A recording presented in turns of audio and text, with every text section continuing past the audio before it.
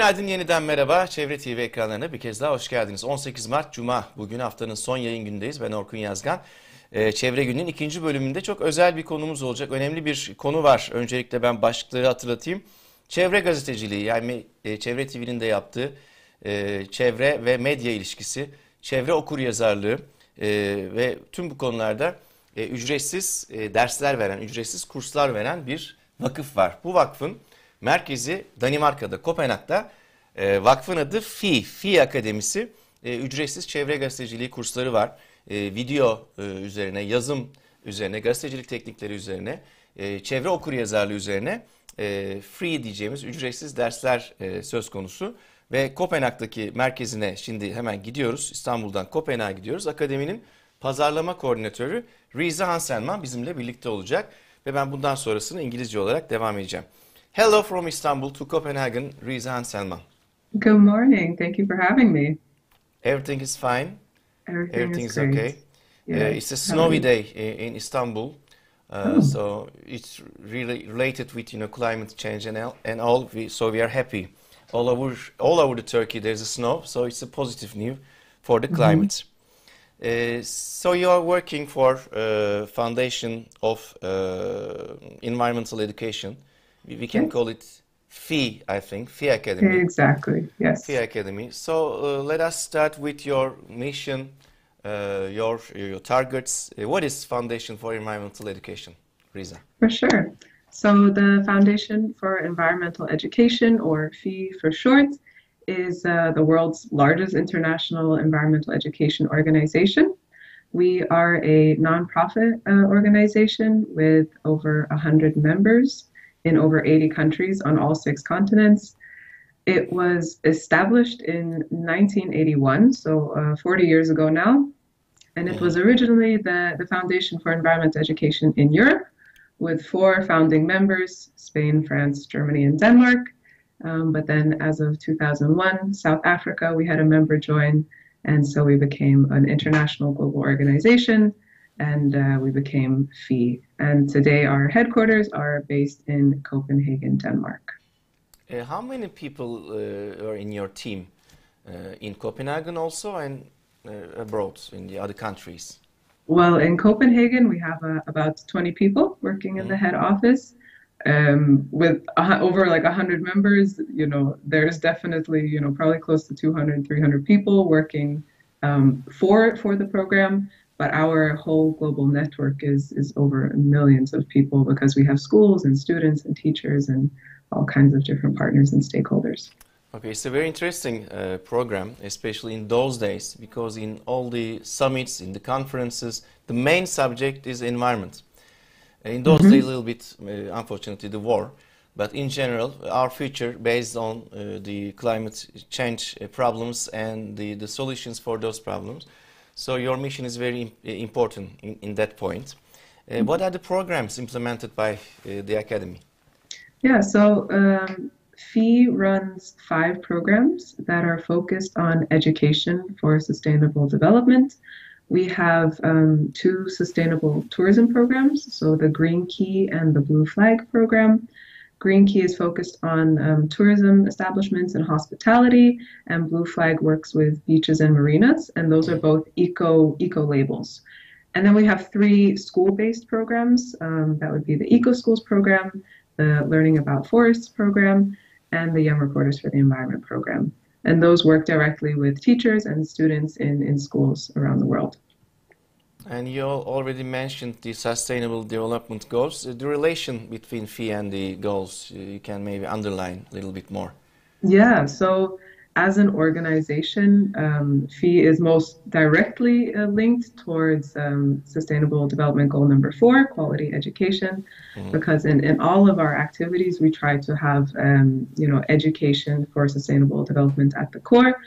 But then each program and the activities related to those programs also address specific sustainable development goals, whether it's like sustainable cities or partnerships. It really depends on the activity, but we are very focused on the sustainable development goals. And then recently, we also just released our 10-year strategy called Gaia 2030. And we've identified three main goals for that, which are protecting global biodiversity, empowering climate action, and reducing environmental pollution. And of course, those are cross-cutting and intersect with the Sustainable Development Goals as well. We are on the page of the FEE Academy now. So what is FEE Academy? When everything has started? Yeah. FEE Academy started as just an idea in 2018 with the goal of creating an educational tool that would support the needs of our member organizations around the world and help them implement these 5 programs that I just spoke about. And it was going to be, a capacity building tool, a professional development tool that would help contribute to education for sustainable development. And then as of 2021, we officially launched FEE Academy, and it is our online learning platform hosted on Moodle. It's open source, and it was developed by staff at the head office in Copenhagen, and it's entirely free. Anyone can join the courses.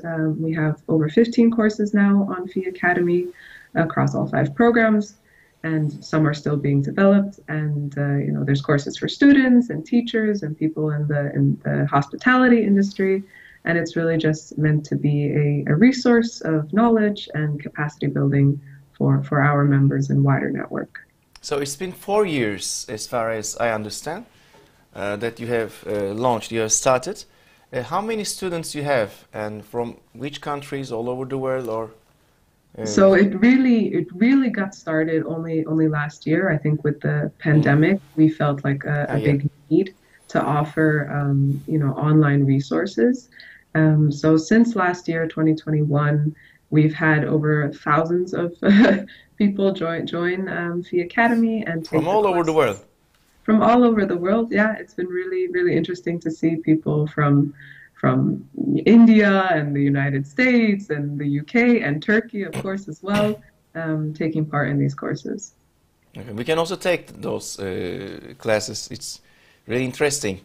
Yes. So let's talk about one by one the courses.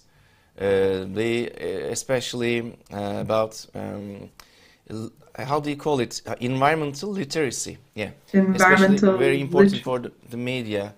The terms we use in the daily life, I think.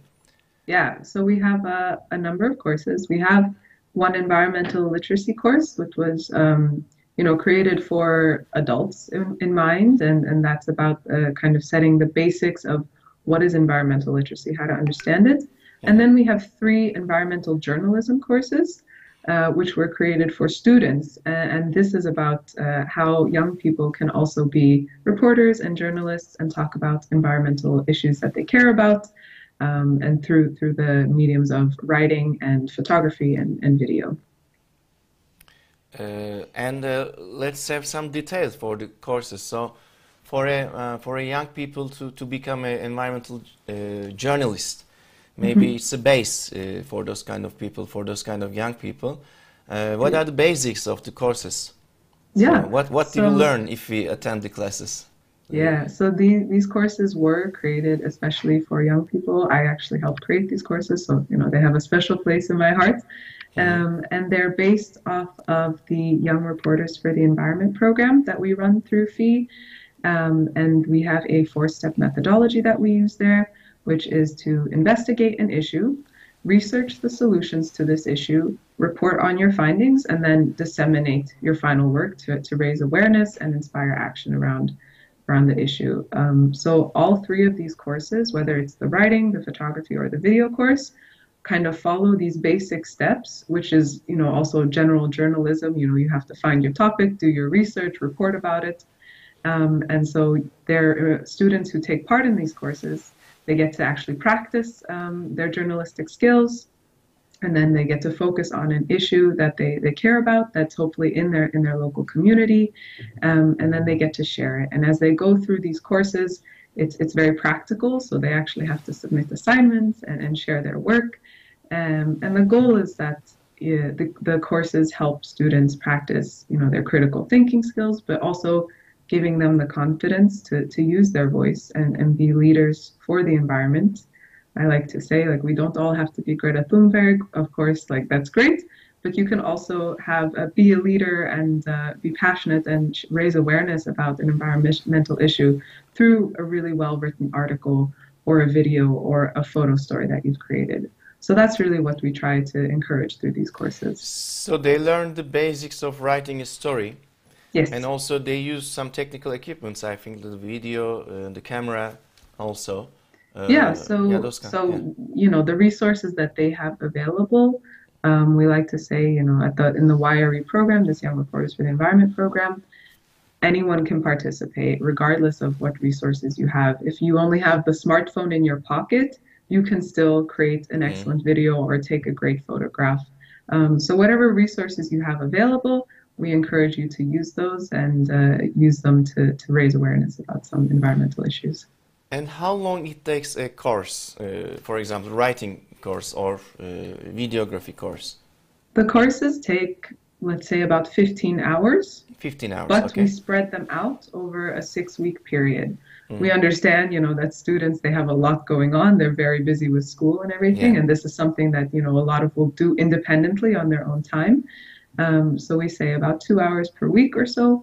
And they get to both work online with forums and stuff, but also we encourage them through the activities and assignments to get out into their community and really interview people or research things and take photographs and all of this as well. And how do you evaluate the results of their work? So everybody's in the different part of the world, so it's online course, of course. The instructor speaking and, you know, telling about the course, about the telling the details. And then they ask some missions maybe, or so because it's online, there's a flexibility and there's a lot more accessibility as well in the sense. So they have some tasks and they come with the, you know. Exactly, yeah. So they are given assignments and tasks, and then they either need to, you know, upload their video or their photograph. Okay. Yeah, upload it onto the FEE Academy website, and then it's reviewed by myself or my colleagues in the head office who are part of the Young Reporters for the Environment team. You know, as a matter of fact, due to pandemic, everywhere is like this, but as I don't know, so I wanted to ask. So, how is the interest of the people, the students? It's been growing for sure. I think right now our photography course has been the most popular, but it's also because it's existed for the longest time, while the video and the writing course have just been released, and we're running them right now for the first time. But overall, the response has been really, really positive. We have about 1,300 users on FEE Academy, and every time we run these environmental journalism courses, we have around 100 students, which is quite great since we've just gotten started. And, you know, every month we're having new people and we're getting feedback, and we're constantly trying to improve the courses and make them even better for people. But overall, the response has been really great. So anybody who watched that program and listens to you wants to be a member or wants to be a student of yours. So how is the system? What he should do? What she should do? Yeah. So FEE Academy is completely free, and because it's online, students or anyone really, teachers also sometimes take these courses to learn how they can put this journalism into their classrooms or their schools. But they can go to www.feeacademy.global, and they just need to create an account. And then once they're there, they can see the courses that are available. We also have information on our website, so fee.global, this page that's being shown, and they can join there. And if they have specific questions, they can also contact our member organization in Turkey, who will be able to answer any questions about FEE Academy as well. They can easily Google the FEE Academy and they can find the address, you know, exactly. www, etc. But the FEE Academy and everything goes like this. So in that part, visit FEE Academy and they can find the instructions for the you know, system. Yes. Yeah. So this page that's being shown right now, if you scroll down, there's also an overview of all our courses that we have available, and The environmental journalism courses are not available all the time because they require like a teacher to facilitate the course. So we're currently running it, and then it will be available again in May and June for students to participate in. So if people are interested, they can also contact me directly. Um, I'm sorry, when is the next start day? so in May. In We May. start in May. Yes, So we the have next time. start. We Yes, can we have apply. time. You have time to join. And it starts at May and goes like 6 weeks, as far as I Exactly. understand, So it will end in June. in June. Okay. And who are the teachers, Reeza? Who are the instructors? So I am one of the teachers. Okay. Yeah, Okay. I began working at the Foundation for Environmental Education as part of the Young Reporters for the Environment program. So it's probably the program I'm most familiar with. And then I developed these courses in line with the Young Reporters methodology. So I facilitate the courses, and I'm the teacher. And then we have some people and our other team members from the head office who also will review final assignments. And there are also professional journalists in in your team of instructors. We have some people who are like experienced. The biggest part of the Young Reporters for the Environment is an annual competition that we have actually, and so students from around the world participate and submit their work to this competition, and then we have an international jury.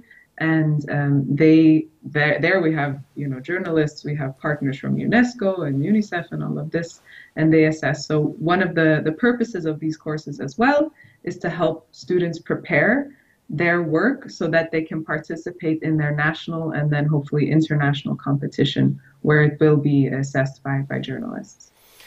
As we are Çevre TV, Environment TV, environment is very important for us. Of course, it's our mission, our target, and all is above everything. So it's very important for everybody. But in general, how people, especially young people, approaches to environment, as far as you can, compare with the other courses. What about the balance of interest? Especially in the last times, maybe in the after the recent developments, maybe after COP26, as I told you, in every summit, in every conferences, we talk about environment, climate change, global warming. Those are some, terms more familiar to us, especially in recent days. So, how do you compare with the interest to the other courses, to environmental courses? So on FEE Academy, most of our courses are all around environment, education for sustainable development. So I don't necessarily have a comparison with other non-environmental courses. But I think for students and their maybe interest for the in, journalism. So what is the balance for this? I mean, it's been quite popular, and because these are the only courses that were really created for students so far. So that's a bit unique as well. And there are lots of students who are really passionate about environmental issues and who want a bit more support and structure and to learn some more skills so that they can, raise awareness about issues. And I think one thing that we really try to emphasize is that, concepts of climate change and global warming can be very, very big and very, very broad and overwhelming the way we see them in the normal media. So what we try to emphasize for students is that they should look at, their community, what's happening in their school, in their neighborhood, talk to their friends and family, and find an issue that's close to home. And then they can link it to these bigger global phenomenon of climate change or global warming. But to start with something that's meaningful to them because it impacts them, and then to find solutions on the ground, local solutions of things that are already happening, and focus on, constructive journalism that is solutions oriented, and not like the usual journalism that is sensationalized and, a bit of doom and gloom around the climate and the environment. How is this system in a session, in a course? During a course, the instructor, you talk, for example, you talk about the 2 days program, that day's special program. After, is there any discussion, or is it interactive? what they say? How is the reaction of the students? Yeah, so for now, we're developing the courses. They are currently self-paced and very independent, which makes them flexible. But students take the course at their own speed. So, you know, they have videos to watch and Okay, okay. yeah, This is exactly. not like So a it's not Zoom like meeting. every day at 2 p.m. I come online and I talk to the students. Unfortunately, we're not doing that yet, but I hope Okay, this is someday. not interactive, but they write their stories, they write their comments or any ideas, so they share Yeah. with you. Exactly. And there's online forums. So there is a way for students to communicate with each other if they wanted to. We also had like an opening webinar to start the Mhm. courses. And that's also something we're working on developing, how to make it a bit more interactive over the Mhm. 6 weeks. But right now students are very independent, which is, it's actually amazing to see how independent students will just like go through the course and they're very focused on creating something amazing. But yeah, it's not interactive so far. So at that very time, let me ask your future plans as FI Academy. Yeah, so in the very short term, on Monday, we're launching a new course about biodiversity, which is open to everyone and anyone. It's International Day of Forests, so we thought it would be nice to launch it on Monday.